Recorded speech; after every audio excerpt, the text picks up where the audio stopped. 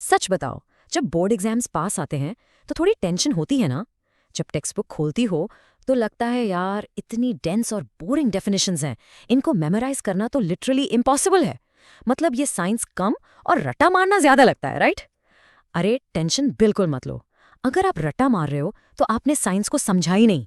आज के सेशन में हम रोट मेमोराइजेशन को विंडो से बाहर फेंकने वाले हैं। हम पढ़ेंगे मेटल्स और नॉन मेटल्स बिल्कुल डीप डिटेल में, लेकिन एक ऐसे तरीके से जो आपको रियल वर्ल्ड में सेंस मेक करेगा।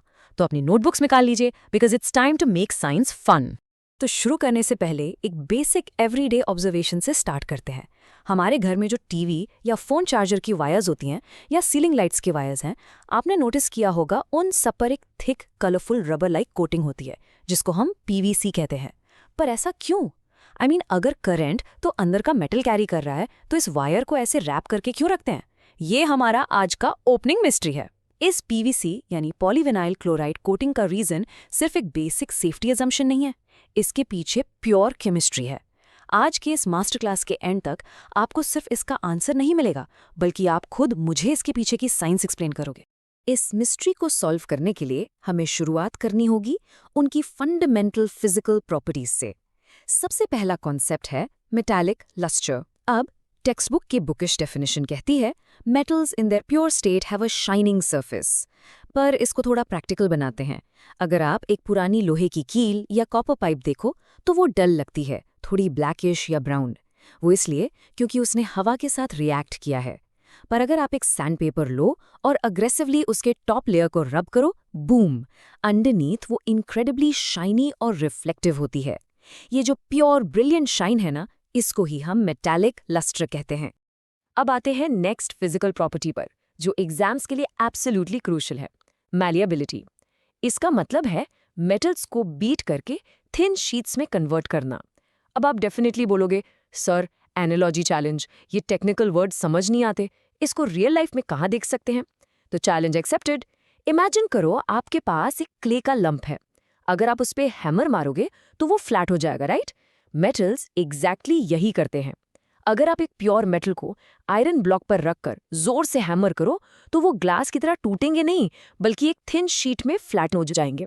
और एग्जाम के लिए एक मस्ट नो फैक्ट याद रखना, गोल्ड और सिल्वर दुनिया के मोस्ट मैलिएबल मेटल्स हैं। काजू कतली के ऊपर जो पतला सा सिल्वर फॉइल होता है ना, वो मैलिएबिलिटी का ही परफेक्ट एग्जाम्पल है। और इसके साथ ही जुड़ी है एक और प्रॉपर्टी जिसमें स्टूडेंट्स अक्सर मैलिएबिलिटी के साथ कंफ्यूज हो जाते हैं। ये है डक्टिलिटी।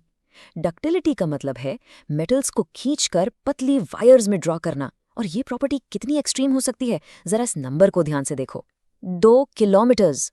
लिटरली नो वे, राइट? पर सच है। अगर आपके पास सिर्फ 1 ग्राम गोल्ड है, यानी बस एक मटर के दाने के बराबर गोल्ड, उसको स्ट्रेच करके आप 2 किलोमीटर्स लंबी वायर बना सकते हो। अरे वाह, माइंड ब्लोइंग है ना? और यही एक्सट्रीम डक्टिलिटी और मैलिएबिलिटी का कॉम्बिनेशन है जिसकी वजह से हम मेटल्स को माइक्रोस्कोपिक ज्वेलरी चेन से लेकर मैसिव सस्पेंशन ब्रिजेस तक किसी भी शेप में मोल्ड कर सकते हैं। अब आपके दिमाग में एक सवाल आ रहा होगा कि सर, मम्मी हमेशा किचन में खाना बनाने के लिए एल्यूमिनियम या कॉपर के वेसल्स क्यों यूज करती हैं, लकड़ी या प्लास्टिक के क्यों नहीं? वेल, क्योंकि मेटल्स हीट के फैंटास्टिक कंडक्टर्स होते हैं। और ये प्रूफ करने के लिए आपके बोर्ड एग्जाम में एक बहुत कॉमन डायग्राम आता है। इमेजिन करो आपने एक मेटल वायर को एक स्टैंड पर क्लैंप कर दिया। वायर के फ्री एंड पर आपने वैक्स की मदद से एक छोटी सी पिन चिपका दी। अब आप बर्नर से उस वायर को वहां हीट करते हो जहां से वो क्लैंप है, यानी वैक्स से काफी दूर। क्या होगा? कुछ ही सेकंड्स में हीट स्ट्रेट ट्रैवल करेगी, वैक्स मेल्ट होगी और पिन नीचे गिर जाएगी।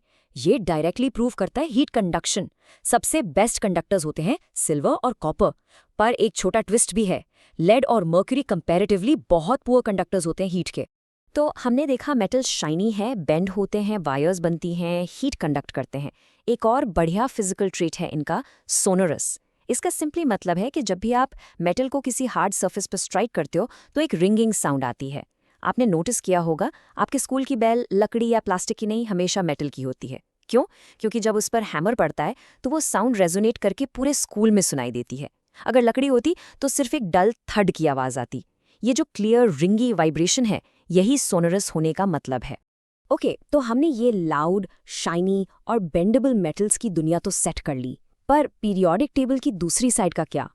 वहां आते हैं नॉन मेटल्स। मैं इनको कहता हूं द क्वाइट वंस। मेटल्स के कंपैरिजन में नॉन मेटल्स काफ़ी कम हैं। अगर हम कुछ कॉमन एग्जाम्पल्स देखें तो कार्बन, सल्फर और आयोडीन जो सॉलिड होते हैं और ऑक्सीजन और हाइड्रोजन जो गैसेस होते हैं। मतलब मोस्टली या तो सॉलिड्स होते हैं या गैसेस। लेकिन यहाँ एक बड़ा प्लॉट ट्विस्ट है। इस एक्सेप्शन को याद रखना, ब्रोमीन। ब्रोमीन अकेला ऐसा नॉन मेटल है जो रूम टेम्परेचर पर लिक्विड स्टेट में मिलता है।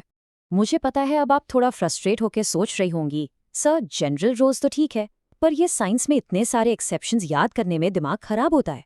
पर सुनो, एग्जामिनर्स को यही एक्सेप्शंस टेस्ट करना सबसे ज्यादा पसंद है।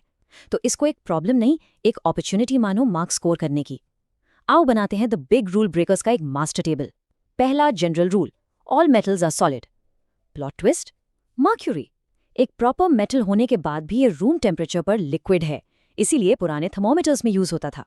दूसरा रूल, मेटल्स के मेल्टिंग पॉइंट्स बहुत हाई होते हैं। प्लॉट ट्विस्ट, गैलियम और सीजियम इनका मेल्टिंग पॉइंट इतना इनक्रेडिबली लो है कि अगर आप इनका एक टुकड़ा अपनी नॉर्मल हथेली पर रखोगे तो वो लिटरली आपके हाथ की गर्मी से ही मेल्ट होकर एक लिक्विड पर्ल बन जाएंगे। चलो इस रूल ब्रेकर्स लिस्ट को थोड़ा और आगे बढ़ाते हैं। नॉन मेटल्स का जनरल रूल क्या था कि वो डल होते हैं, उनमें मेटालिक लस्टर नहीं होता। पर एक्सेप्शन है आयोडीन। आयोडीन एक नॉन मेटल है बट उसमें एक ब्यूटीफुल शाइनी लस्ट्रस अपीयरेंस होती है। और मेटल्स वो तो हमेशा हार्ड होते हैं ना, आयरन की तरह। उसमें भी एक्सेप्शन है। एल्कली मेटल्स को देखो, लिथियम, सोडियम और पोटेशियम, ये मेटल्स हैं पर ये इतने अनबिलीवेबली सॉफ्ट होते हैं कि आप अपने किचन का नॉर्मल चाकू लेकर इनको बटर की तरह स्लाइस कर सकते हो। और हाँ, इनकी डेंसिटी और मेल्टिंग पॉइंट भी काफ़ी लो होता है। पर अगर मुझे सबसे बड़ा और सबसे फैसिनेटिंग रूल ब्रेकअप पिक करना हो तो वो डेफिनेटली कार्बन होगा। कार्बन एक नॉन मेटल है पर उसके पास कंप्लीटली अलग अलग फिजिकल फॉर्म्स में एग्जिस्ट करने की सुपर पावर है। इन फॉर्म्स को हम एलोट्रोप्स कहते हैं। कार्बन लिटरली दो फेसेस कैरी करता है। एक तरफ है डायमंड जो नेचर का हार्डेस्ट नोन सब्सटेंस है with insanely high melting and boiling points, और दूसरी तरफ है ग्रेफाइट, वही मटेरियल जो तुम्हारी पेंसिल की लीड में होता है। अब याद करो, जनरल रूल कहता है कि नॉन मेटल्स इलेक्ट्रिसिटी कंडक्ट नहीं करते, पर ग्रेफाइट सब रूल्स तोड़ देता है। ये एक नॉन मेटल है जो एक्चुअली इलेक्ट्रिसिटी का फैंटास्टिक कंडक्टर है। अब इस पॉइंट पर आपका दिमाग चल रहा होगा कि सर अगर इतने सारे फिजिकल एक्सेप्शंस हैं, जैसे liquid metals, shiny non metals या ऐसे नॉन मेटल्स जो करंट फ्लो करा रहे हैं, तो एग्जाम में इनको एक्चुअली क्लासिफाई कैसे करेंगे? फिजिकल प्रॉपर्टीज पर तो भरोसा ही नहीं कर सकते लगता है। ये हुई ना बात। ये है आज का सबसे ब्रिलियंट सवाल। हम सिर्फ शेप या शाइन पर रिलाय नहीं कर सकते, हमें इनकी केमिकल प्रॉपर्टीज पर जाना पड़ेगा। टेक्स्ट बुक की एक डेफिनेटिव टेस्टिंग देखते हैं। एक मेटल लो जैसे मैग्नीशियम रिबन और उसको जलाओ, उसकी राख यानी ऐश कलेक्ट करो। फिर एक नॉन मेटल लो जैसे सल्फर पाउडर, उसको जलाओ और उसकी फ्यूम्स या गैसेस को एक फ्लास्क में कैप्चर करो। उसके बाद दोनों ऐश और फ्यूम्स को अलग अलग पानी में डिसॉल्व करके उनका सोल्यूशन बनाओ। फिर उन्हें रेड और ब्लू लिटमस पेपर से टेस्ट करो। इस लिटमस टेस्ट के रिजल्ट से आती है हमारी ultimate board exam cheat sheet. इसको अपने दिमाग में बोल्ड लेटर्स में प्रिंट कर लो। जब मेटल्स जैसे मैग्नीशियम ऑक्सीजन में बर्न होते हैं, वो मेटल ऑक्साइड्स बनाते हैं। जब इनको पानी में डिसॉल्व किया जाता है, ये रेड लिटमस पेपर को ब्लू कर देते हैं। मतलब मेटल ऑक्साइड्स नेचर में बेसिक होते हैं। और वही दूसरी तरफ जब सल्फर जलता है तो वो नॉन मेटल ऑक्साइड बनाता है। ये पानी में डिसॉल्व होने पर ब्लू लिटमस पेपर को रेड करता है, प्रूविंग कि non metal oxides mostly acidic होते हैं। सिंपल, फिजिकल अपीयरेंस धोखा दे सकती है पर केमिकल बिहेवियर उनका असली सच बता देती है। ये ट्रिक एग्जाम में पक्का मार्क्स दिलाएगी। तो अब आते हैं वापस अपनी ओपनिंग मिस्ट्री पर। हमारे घर के इलेक्ट्रिक वायर्स पर ये पीवीसी या रबर की कोटिंग क्यों होती है? आई एम श्योर अब आप इसका आसानी से आंसर दे सकती हो। हमें पता है कि अंदर का कॉपर एक मेटल है और एक्सीलेंट कंडक्टर ऑफ इलेक्ट्रिसिटी है। अगर वायर्स को ओपन छोड़ दिया तो करंट बाहर हर उस चीज में फ्लो करेगा जो उसके टच में आएगी, इंक्लूडिंग अस। इसीलिए हम एक नॉन मेटल मटेरियल पीवीसी का यूज करते हैं जो एक्चुअली एक इंसुलेटर होता है। ये इलेक्ट्रिसिटी कंडक्ट नहीं करता तो हम सेफली इन वायर्स को हैंडल कर सकते हैं बिना शॉक लगे। Mystery completely solved. तो आज हमने इफेक्टिवली मेटल्स और नॉन मेटल्स को फिजिकली और थोड़ा केमिकली पहचानना सीखा। हमने देखा वो कैसे बेंड होते हैं, साउंड करते हैं और बर्न होने पर एसिडिक या बेसिक नेचर शो करते हैं। लेकिन दोस्तों, ये तो सिर्फ टिप ऑफ द आइसबर्ग है। हमने अभी सिर्फ इनकी केमिकल पर्सनालिटीज को सरफेस लेवल पर स्क्रैच किया है। जरा सोचो, ये मेटल्स ऑक्सीजन में जल गए, पर क्या होगा जब इन हाईली रिएक्टिव मेटल्स को आप कोल्ड वाटर में डायरेक्ट ड्रॉप कर दोगे या उससे भी ज्यादा एक्सट्रीम स्ट्रॉन्ग एसिड्स में डालोगे?